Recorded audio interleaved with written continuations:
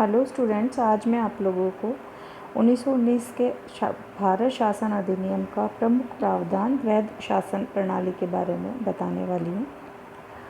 प्रथम विश्व युद्ध के पश्चात जब भारतीय जनता के द्वारा और भारतीय लोगों के द्वारा ब्रिटिश शासन को सहयोग प्रदान किया गया, तो लेकिन नतीजा कोई ऐसा बहुत सकारात्मक नतीजा उसका नहीं निकला कि ब्रिटिश शासन भारतीय जनता के हित में कुछ करने के लिए तैयार होने वाली है।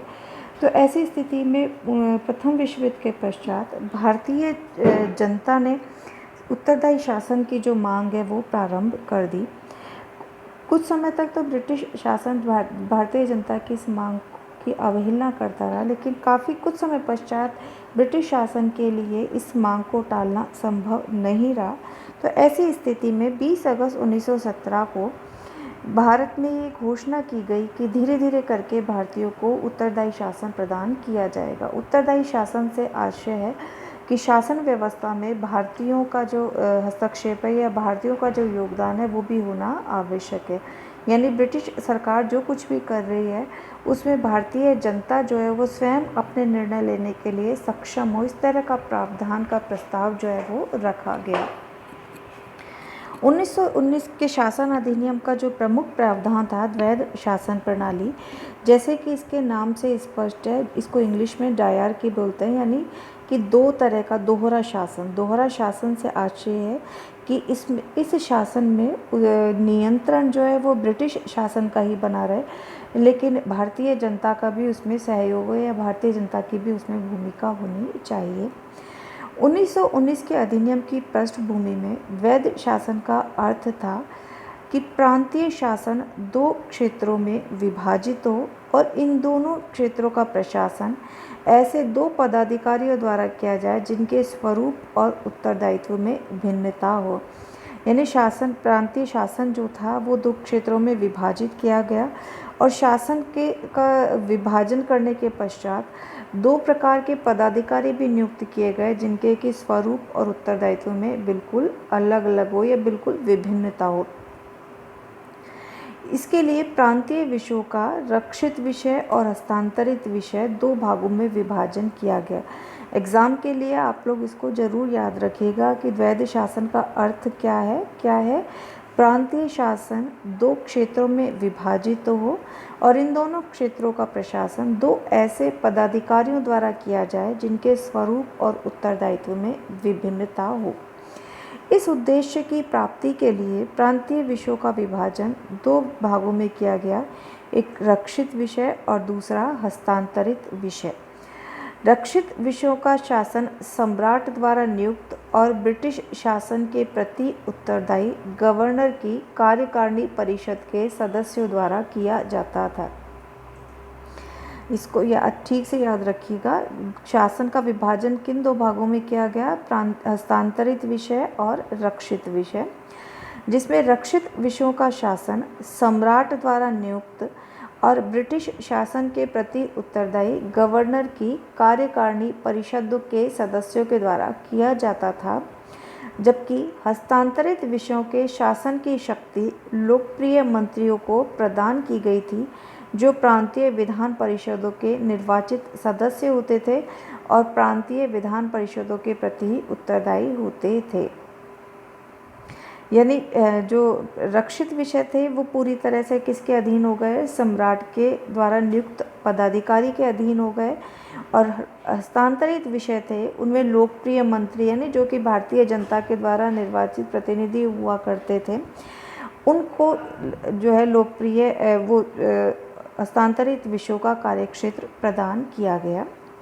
वैध शासन का क्रियान्वयन सबसे पहले 1 अप्रैल 1921 से भारत के 8 प्रांतों, तत्कालीन समय में जो भारत के 8 प्रांत थे उनमें किया गया। उनमें प्रमुख थे बंगाल, बिहार, मद्रास, बम्बई, संयुक्त प्रांत, मध्य प्रांत और पंजाब। इन राज्यों में वैध शासन लागू किया गया और 1932 में उत्तर पश्चिमी सीमा प्रांत में भी इसे लागू किया और इस प्रकार ये कम से कम 16 वर्षों तक इसका प्रयोग किया गया।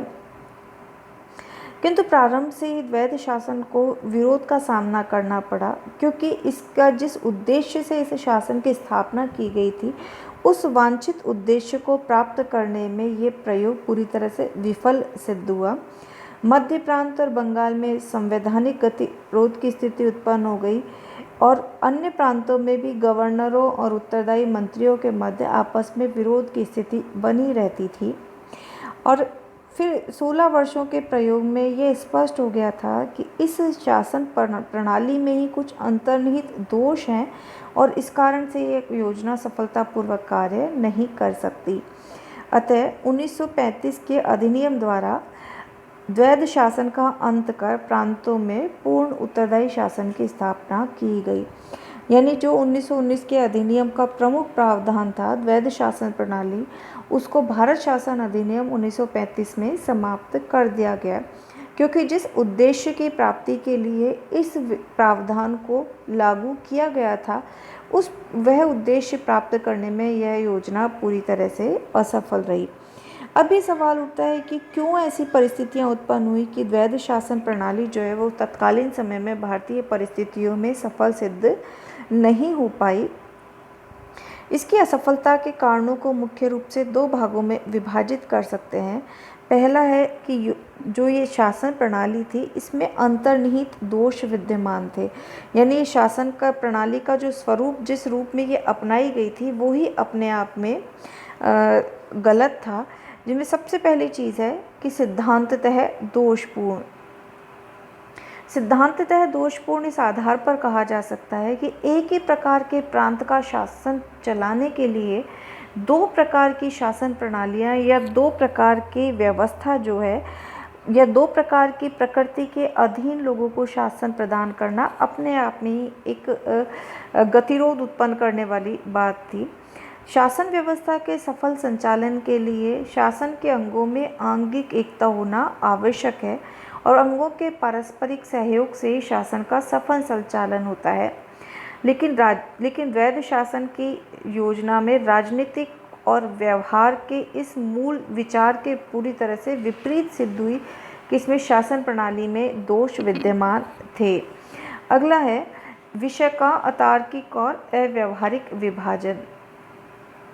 जिस प्रकार से 1919 के अधिनियम के द्वारा विषयों का विभाजन किया गया था, वह इतना अव्यवहारिक था, इतना गलत था कि इस विभाजन से हस्तांतरित विषयों के लिए उत्तरदायी मंत्रियों को किसी भी एक विभाग का पूर्ण उत्तरदायित्व नहीं दिया गया, बल्कि विषयों का विभाजन इस प्रकार किया गया कि उत्तरदायी मंत्रियों के हाथों में कम से कम शक्तियां रहें और रक्षित क्षेत्र के सहयोग पर वो निर्भर बन रहें। रक्षित क्षेत्र को क्यों मजबूत बनाया गया था? जैसा कि मैंने अभी आप लोगों को बताया कि सम्राट के द्वारा नियुक्त पदाधिकारियों को रक्षित क्षेत्र का उत्तरदायित्व सौंपा गया था और महत्वपूर्ण शक्तियां उन्हीं को प्रदान की गई थी। इस कारण से जो मंत्री जो थे वो अपना कार्य नहीं कर पा रहे थे या उनको अपना कार्य करने में स्वतंत्रता प्राप्त नहीं हो पा रही थी। अगला है गवर्नर की स्वेच्छाचारी शक्तियाँ। गवर्नर इस क्षेत्र में एक केवल वैधानिक प्रधान ही रहे, लेकिन 1919 के अधिनियम द्वारा उसे मंत्रियों को नियंत्रित करने और मंत्रियों के प्रस्तावों को अस्वीकार करने की शक्ति प्रदान की गई।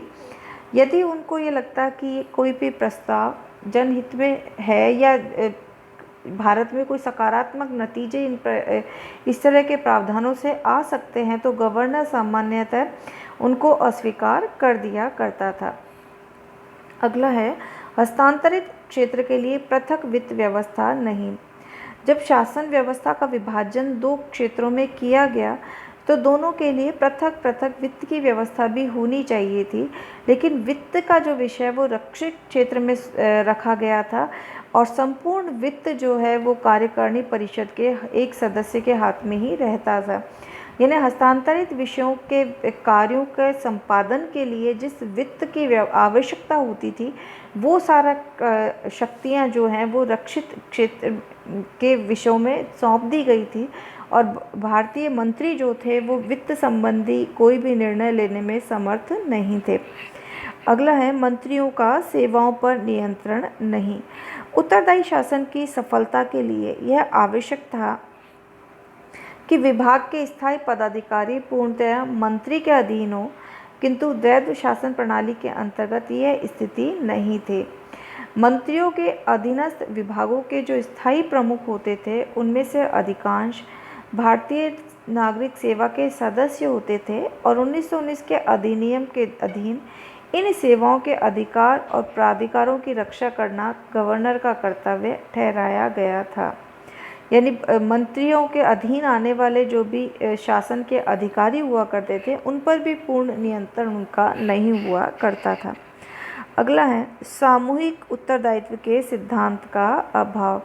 सामूहिक उत्तरदायित्व के सिद्धांत के अभाव में भी उत्तरदायी शासन सफलता प्राप्त नहीं कर सकता है, क्योंकि गवर्नर मंत्रियों को किसी दलीय आधार पर नियुक्त नहीं करता था। अतः मंत्री एक दल के नहीं होते थे और इस प्रकार संयुक्त उत्तरदायित्व का अभाव रहता था।